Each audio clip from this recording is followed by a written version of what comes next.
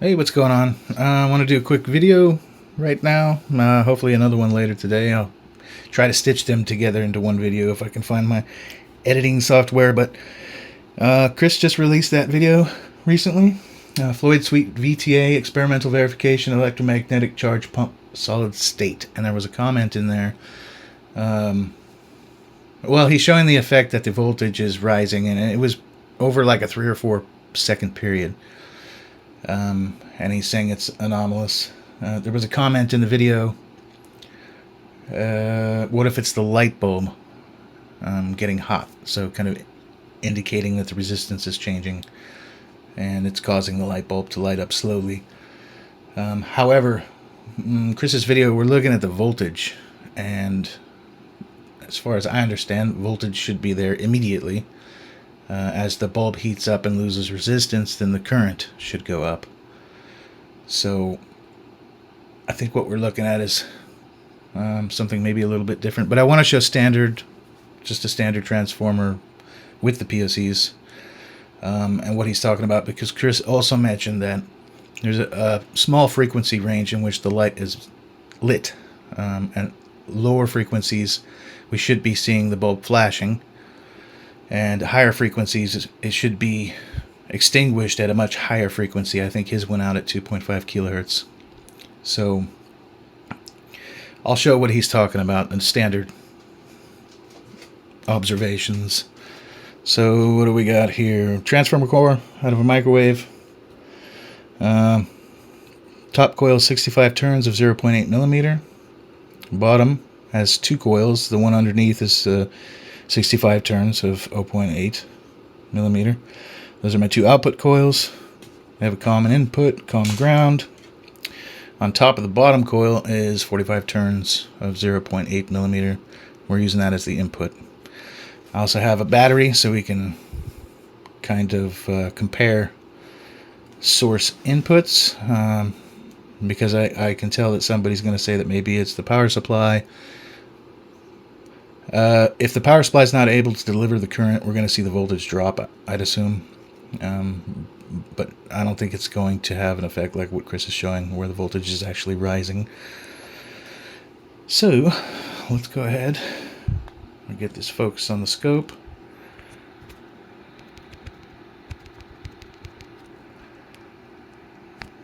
A little bit more. And hopefully that stays. The top trace, the blue, is the switching on the MOSFET. Yellow is voltage over the light bulb. Purple is the current. So let's go ahead and start that. Right now I'm 200 hertz, 20% duty cycle. Now watch the yellow line. Immediate. It immediately jumped up. Oh, there was a slight hesitation. Might have been the scope. I don't know. Let's do it again. See, immediately jumping up.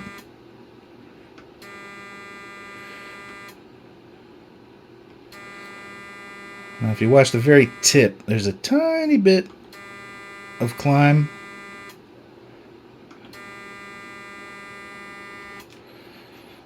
Let's go ahead and swap out the power supply. We'll turn that off, connect the battery. And this is with the battery. Immediately. Still just maybe a tiny bit of climb at the top, but immediately. So the voltage is there immediately, and it's possible that my power supply is choking a little bit when it first starts up.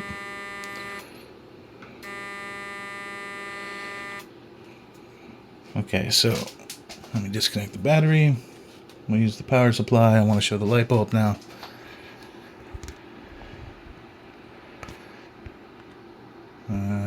Let's see if we can get my camera to do what I want it to do.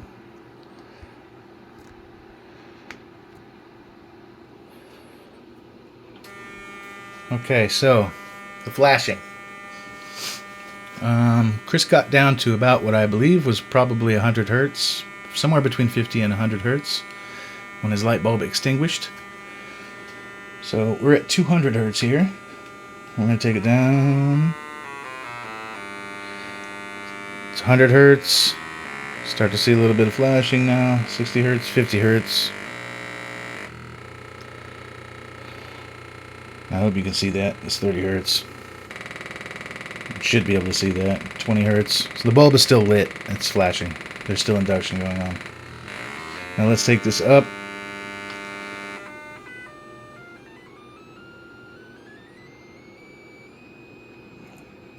2.5 kilohertz, still lit.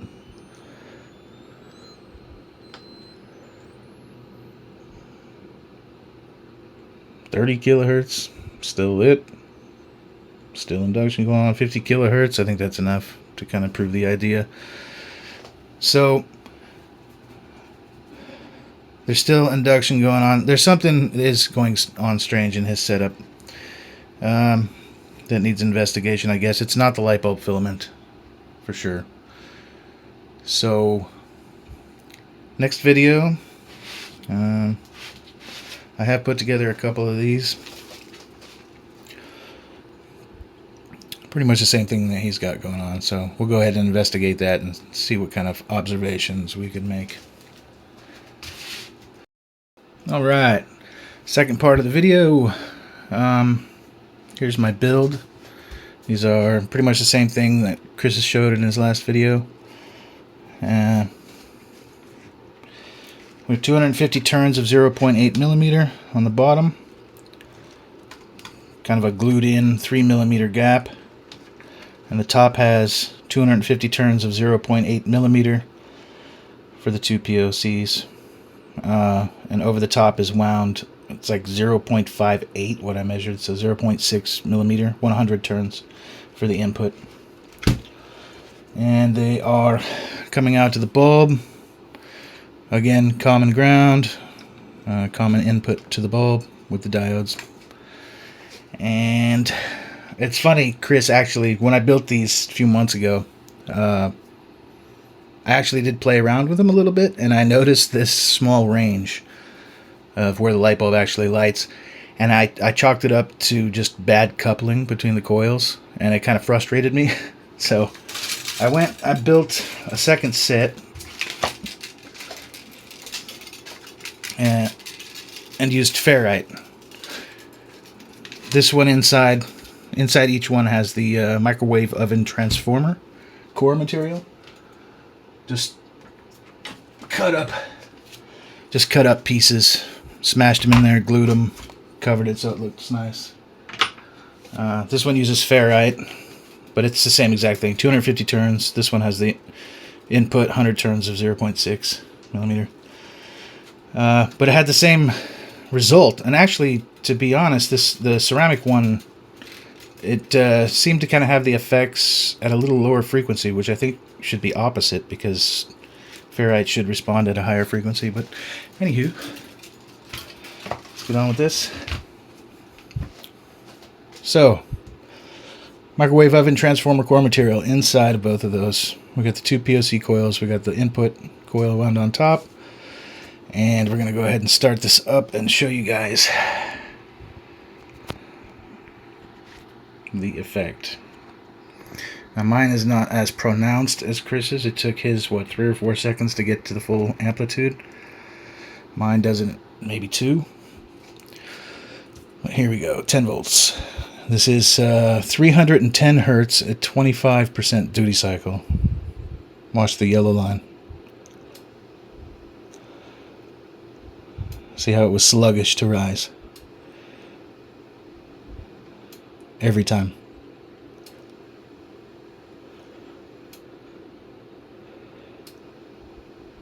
Every time it's sluggish to rise. It's never immediately there like it was in the last video. So now some would argue impedance of the coils or whatnot. These are 250 turns versus, 65 turns in the last video. And of course 250 turns is going to affect the rise time of the current. But it should be on the order of milliseconds, not seconds. So let's go ahead and take a look at the frequencies. I'll back this back out. Get it focused on the bulb. if I can do that.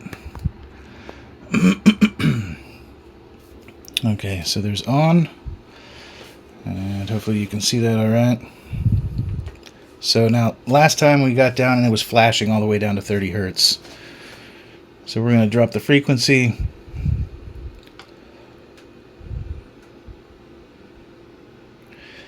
Dropping it. Now we're down to 150, 120, 90. Still no flash, but it's starting to dim. 40, 30 hertz, it's out. I guess I can show that on the video just so you know I'm not bullshitting. So that's 30 hertz, 25% duty cycle. Now we can if we want. Hold on, let me get this back out. This camera is impossible. So I could turn the voltage up to 20 volts.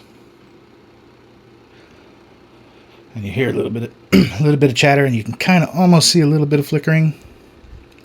But really it's not there like it should be, as we saw in the last video. So let's put that back down to 10 volts. And I'm going to go ahead and raise the frequency. So there's 700, and you see it starting to dim. And it extinguishes at about 3.5 kilohertz. So now some people would say increase the duty cycle, see what happens. We're going to go ahead and put it at 50% just for the sake of argument. Okay, so it does light up. Lights back up. But then again quickly cuts out at about 8 kilohertz. So to kind of put that in perspective, when I was doing my non-inductive coil experiments, my best output, the best output using the POCs was 5.8 kilohertz, so roughly 6 kilohertz at a 4% duty cycle.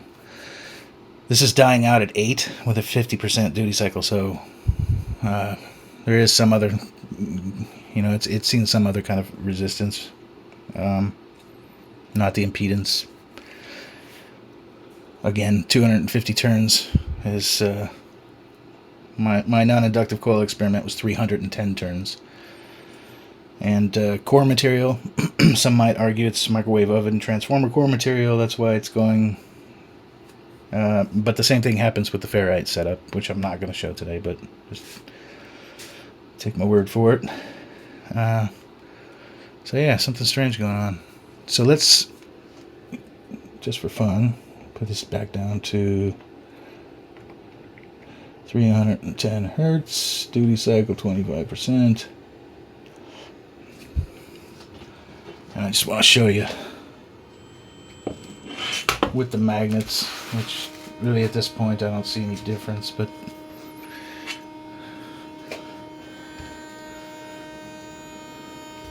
you can hear it, the bucking.